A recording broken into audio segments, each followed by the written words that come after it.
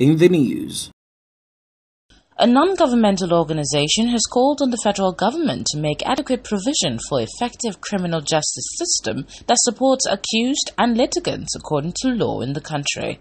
Benson Olugo, the executive director of Clean Foundation, discussed this at the 5th National Project Meeting of the Administration of Criminal Justice Act 2015 in Abuja. Benson Olugo cited examples that only 29 states out of 36 states of the Federation has adopted the implementation of the criminal law at the local level. In 2015, the federal government signed into law under the former President Goodluck Jonathan, the Administration of Criminal Justice Act 2015.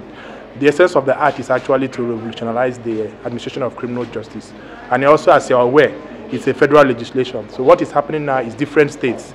As the last count, we have 29 states out of the 36 states that have adopted implementation legislations at the local level.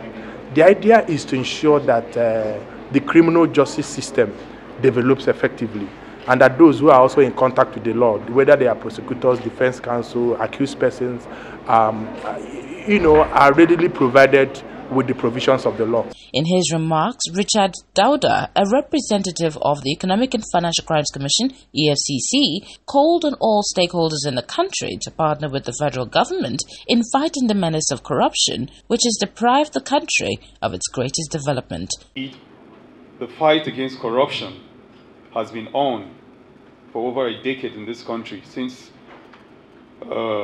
when democracy finally returned back in 1999. And we all agree that the EFCC has been in the vanguard of the fight against corruption, despite the fact that we've heard so many comments from members of the public, sometimes on the press, on the social media. We keep hearing that this fight is somewhat selective and there is a kind of political undertone. Whichever way we look at it, corruption is indeed a fight that we all must fight together. It's not just the police and the anti-corruption agencies that have that responsibility. Speaking at the occasion, Zainab Ibrahim, Principal Registrar from the Federal High Court in Abuja, advised both states and non-state actors to join hands with the government, further saying that the Ministry of Justice should employ more lawyers in various states for persecution. Meanwhile, she commended efforts of women who are at the helms of affairs in the country for not giving way to corrupt practices, which is drastically reduced in the country. It's a corrupt-free court. Our registry is quite free of corruption.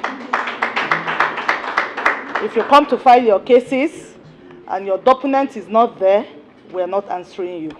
You must do the right thing. You must follow the rules of the court to the latter. And that's because we have more lawyers manning the positions in the litigation department of the Federal High Court. So we've done very well. Secondly, I'm so happy to hear the good news that now that we have more women in position, corruption has reduced significantly. The theme of the day is promoting accountability in the implementation of the Administration of Criminal Justice Act 2015.